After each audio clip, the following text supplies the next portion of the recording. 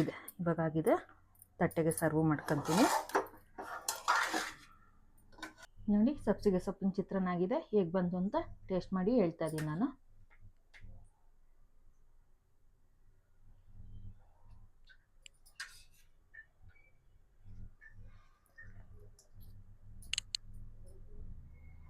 ತುಂಬ ಚೆನ್ನಾಗಿ ಬಂದಿದೆ.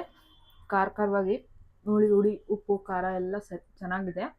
ಆಮೇಲೆ ಸಬ್ಸಿಗೆ ಸೊಪ್ಪು ಹಾಕಿರೋದ್ರಿಂದ ಆರೋಗ್ಯಕ್ಕೆ ತುಂಬ ಒಳ್ಳೆಯದು.